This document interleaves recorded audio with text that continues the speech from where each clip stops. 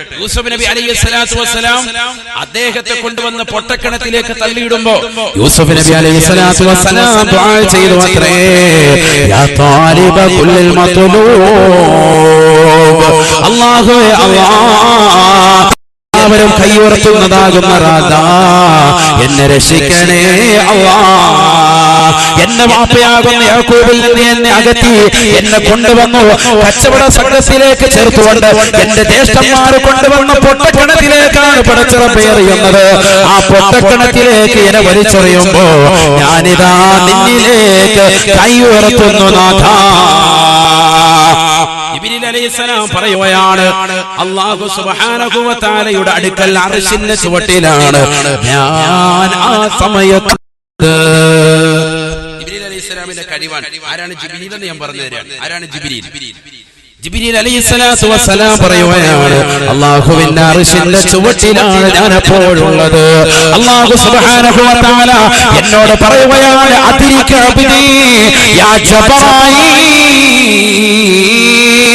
അല്ലയോ ജിബ്രീലേ ജിബ്രീലേ എന്റെ അടിമയെ പിടിക്കണേ എന്ന് ജിബ്രീൽ അലൈഹിസ്സലാത്തു വസ്സലാമിനോട് അല്ലാഹു പറയുമ്പോൾ ജിബ്രീൽ അലൈഹിസ്സലാത്തു വസ്സലാം ആ പൊട്ടക്കിണറ്റിന്റെ മുകളിൽ നിന്ന് കുട്ടിയെ സഹോദരങ്ങൾ വലിച്ചു താഴേക്കിടുമ്പോ കുട്ടിയല്ല ആദ്യം കിണറ്റിന്റെ അടിയിലെത്തിയത്. ആദ്യമായ കിണറ്റിന്റെ അടിയിൽ അർശിന്റെ അടുക്കൽ നിന്ന് ആ തട്ടിലേക്ക് വന്നുകൊണ്ട് കിണറ്റിന്റെ താഴ്ഭാഗത്തേക്ക് വന്നുകൊണ്ട് കുട്ടിയെ താങ്ങിയെടുത്തത് ഞാനാണ് എന്ന് സയ്യിദുനാ ജിബ്രീൽ. ആ ജിബ്രീൽ അലൈഹിസ്സലാത്തു വസ്സലാമിനെ അല്ലാഹു മരിപ്പിക്കുകയാണ്. എല്ലാ പ്രവാചകന്മാർക്കും വഹി എത്തിച്ച ജിബ്രീലേ, മുത്തിയാ ജിബ്രീൽ, ഇനി നീ ജീവിക്കേണ്ടതില്ല, നീ അവസാനിക്കുകയാണ്, എന്നേക്കുമായി യാത്ര തിരിക്കുകയാണ്. അവസാന യാത്രയാണ്. ജിബ്രീൽ അലൈഹിസ്സലാത്തു വസ്സലാം മരിക്കുകയാണ്. ഫയമൂതു ജിബ്രീൽ, ജിബ്രീൽ അലൈഹിസ്സലാത്തു വസ്സലാമിന്റെ ശരീരത്തിൽ നിന്ന് ആത്മാവിനെ വേർപെടുത്തുമത്രേ. രണ്ടാമതായി മീകായിൽ അലൈഹിസ്സലാമിനെ വിളിക്കുകയാണ്.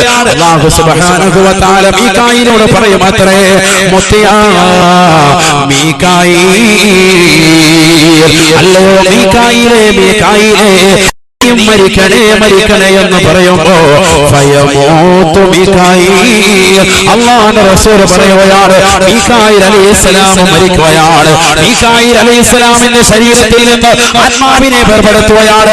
ആദം നബി അലൈഹിസ്സലാമിനെ പടച്ചത് മുതൽ ആകാശത്ത് മിന്നി മറയുന്നതാകുന്ന നക്ഷത്രങ്ങളില്ലയോ, കോടാനുകോടി ജനങ്ങൾക്ക് മഴ നൽകിയില്ലയോ, ഭക്ഷണം വിതറിയില്ലയോ, ഇടിമിന്നൽ വർഷിച്ചില്ലയോ, ഇനി നിന്റെ അവസാനമാണ്. ജിബ്രീൽ അലൈഹിസ്സലാമിന്റെ ആത്മാവിനെ പിടിക്കുകയാണ്.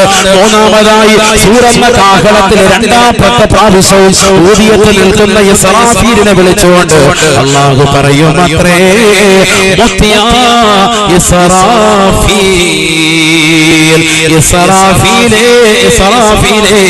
നീയും മരിക്കൽ അനിവാര്യമാണ്, നിർബന്ധമാണ്. മരിച്ചാൽ ശരിയാവും. കാരണം ഇനി അടുത്ത ഊത്തൂതണ്ടേ അതൊക്കെ ഊതിക്ക. ഇപ്പൊ നീ മരിക്കണം, മരണത്തിന്റെ രുചി നീ അറിയണം. ഇത് പിന്നീട് നിന്നെ തന്നെ ആദ്യം ഞാൻ പുനർജീവിപ്പിക്കും, എന്നിട്ട് മൂന്നാമത്തെ ഊത്തൂതാൻ പറയും. അപ്പൊ നീ എന്ത് ചെയ്യണം? മൂന്നാമത്തെ ഊത്തൂതണം. ഇപ്പൊ നീ മരണത്തിന്റെ രുചി അറിയണം. കുല്ലു നഫ്സിൻ ദായിഖത്തുൽ മൗത്ത് വഇന്നമാ തുവഫൗന ഉജൂറകും യൗമൽ ഖിയാമ ഫമൻ സുഹ്സിഹ അനിൻ നാർ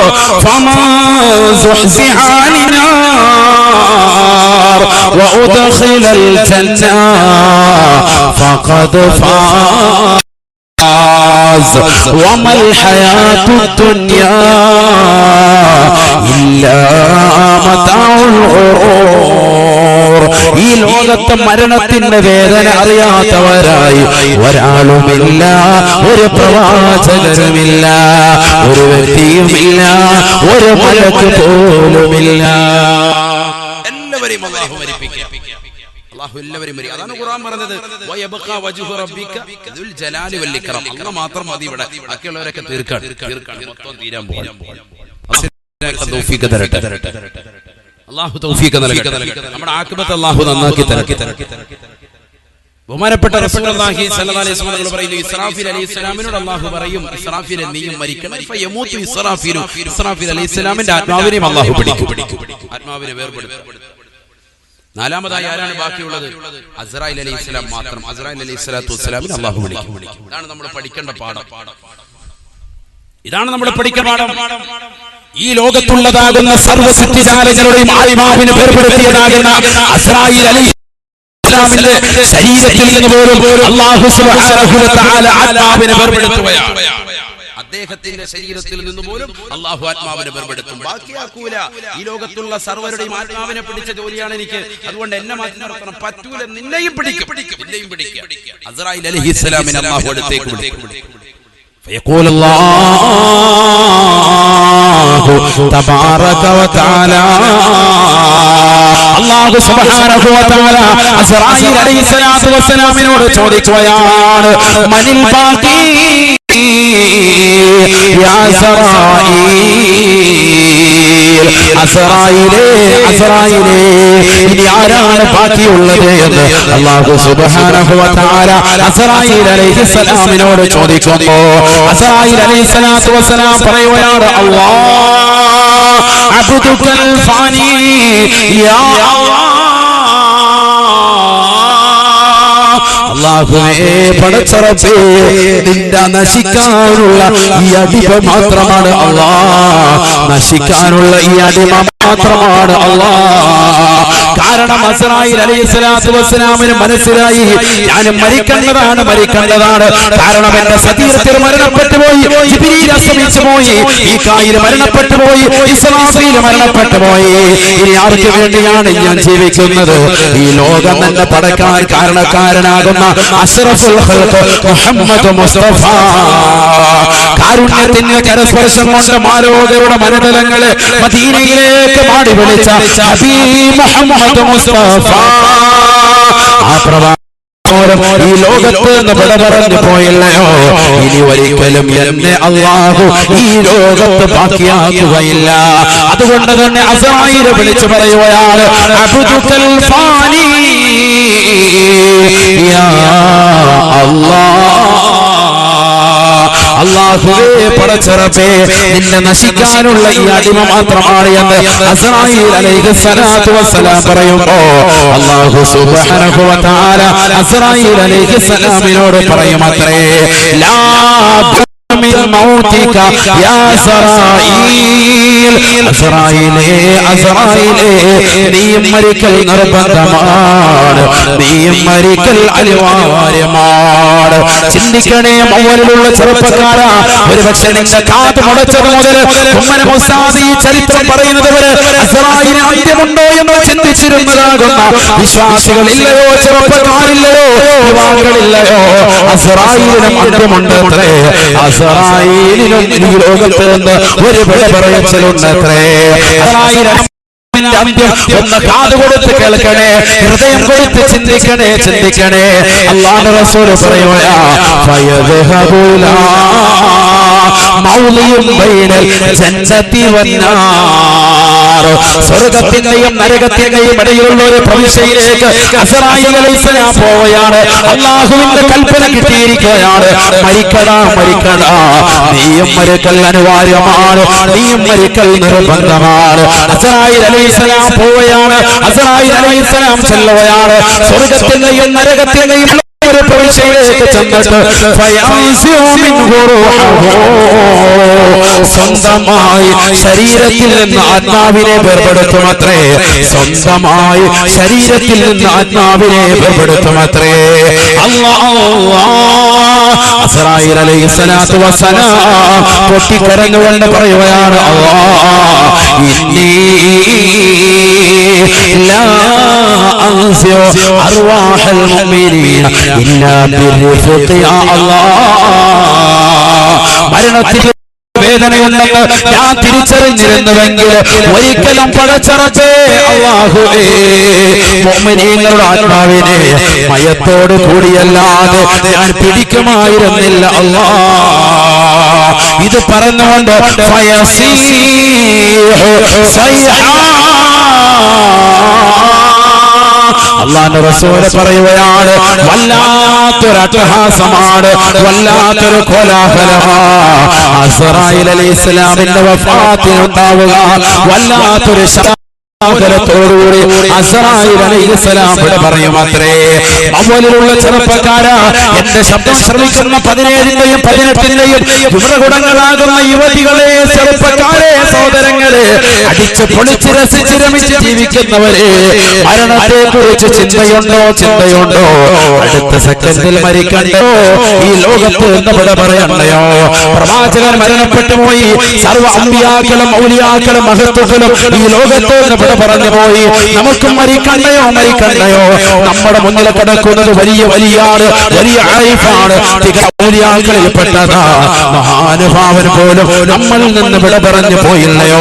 എത്രയെത്ര ഔലിയാക്കൾ, എത്രയെത്ര മഹത്തുക്കൾ, എത്രയെത്ര സച്ചരിതരാകുന്ന ഉലമാക്കൾ, ശംസുലുലമയും താജുലുലമയും അടക്കം നമ്മുടെ സമുന്നതരാകുന്ന നേതാക്കൾ മുഴുവനും മരണപ്പെട്ടു പോയില്ലയോ? ചിന്തിക്കണേ ചെറുപ്പക്കാരാ, ചിന്തിക്കണേ പ്രിയപ്പെട്ടവന്മാ. അസ്റായീൽ അലൈഹിസ്സലാത്തു വസ്സലാം പോലും ഈ ലോകത്ത് എന്ന് വിട പറയുമെന്ന് പ്രവാചകർ പഠിപ്പിക്കുമ്പോ എന്തിനാണ് സഹോദരാ, ചെറുപ്പക്കാരാ, എന്തിനാണ് നീ അഹന്ത വെക്കുന്നത്? എന്തിനാണ് കുടുംബ തറവാട്ട് മഹിമയും പറഞ്ഞുകൊണ്ട് പോരടിക്കുന്നത്? ഒരു ചെറിയ വഴിയുടെ പ്രശ്നത്തിൽ, ഒരടി വഴിയുടെ വിഷയത്തിൽ കുടുംബങ്ങൾ തമ്മിൽ തർക്കത്തിലേർപ്പെട്ടുകൊണ്ട് പ്രശ്നങ്ങളും പ്രയാസങ്ങളും സൃഷ്ടിച്ചുകൊണ്ട് മഹല്ലുകളിൽ കോടതികൾ വന്നുകൊണ്ട് കേസുകൾ വന്നുകൊണ്ട് വെക്കുന്നില്ലയോ? എത്ര മാസക്കാലം, എത്ര വർഷക്കാലം സംസാരിക്കാതെ മിണ്ടാതിരിക്കുന്ന കുടുംബങ്ങളില്ലയോ? എന്തിനാണ്? പൊരുത്തപ്പെടണേ, തൗബ ചെയ്യണേ. ഈ ലോകത്ത് നിന്ന് വിട പറയാൻ സമയമായിരിക്കുകയാണ്. മരണമിതാ അടുത്തു വന്നിരിക്കുകയാണ്. ഹബീബായ റസൂലുള്ളാഹി സ്വല്ലല്ലാഹു അലൈഹി വസല്ലം തങ്ങൾ തന്റെ പ്രിയപ്പെട്ട അനുയായികളോട് ഓർമ്മപ്പെടുത്തിയതാണ്,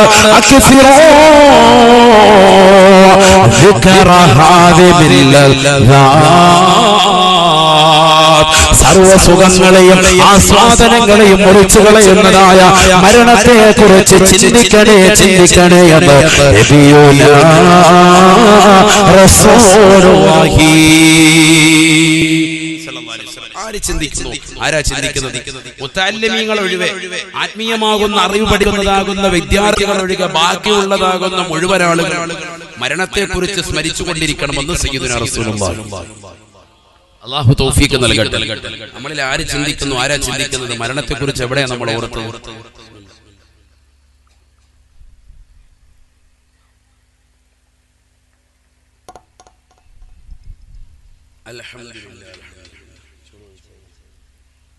അല്ലാഹു നമ്മളെ സ്വീകരിക്കുമാറാവട്ടെ, കബൂലാക്കുമാറാവട്ടെ. എന്തായാലും നമ്മൾ മരിക്കുമെന്നുള്ള കാര്യം ഇതോടുകൂടി തീർച്ചയായും അല്ലേ? അതിന്റെ ആ തത്വമാണ് ഇപ്പൊ നമ്മൾ പറഞ്ഞത് അവസാനിപ്പിച്ചത്. കാരണം ആര് മരിക്കുമെന്നവരെ പറഞ്ഞു, അസ്റായീൽ അലൈഹിസ്സലാം വരെ ഈ ലോകത്ത് നിന്ന് വിട പറയുമെന്ന് നമ്മൾ മനസ്സിലാക്കി. എന്തായാലും ഏകദേശം ആ കാര്യത്തെ കുറിച്ച് ഉറപ്പായി. എന്തായാലും മരിക്കും, അക്കാര്യം തീർപ്പായി. ഇനി നമ്മൾ നന്നാവാൻ ശ്രമിക്കാം. അല്ലാഹു തൗഫീഖ് നൽകട്ടെ. ഇപ്പൊ കുറഞ്ഞ ആയുസ്സേ നമുക്കുള്ളൂ. ഇപ്പൊ തന്നെ 30 കഴിഞ്ഞു, 50 കഴിഞ്ഞു, 60 കഴിഞ്ഞു. അമാറു ഉമ്മത്തി മാ ബൈന 60 വ 70. എന്റെ സമുദായത്തിന്റെ ആയുസ് 60ന്റെയും 70ന്റെയും ഇടയിലാണെന്ന് സയ്യിദുനാ റസൂലുള്ളാഹി. ഇപ്പൊ തന്നെ എത്ര ആയുസ് കഴിഞ്ഞിരിക്കുകയാണ്, മരിക്കാറായിരിക്കുകയാണ്. മരണം നമ്മുടെ തൊട്ടടുത്ത് എത്തിക്കഴിഞ്ഞു.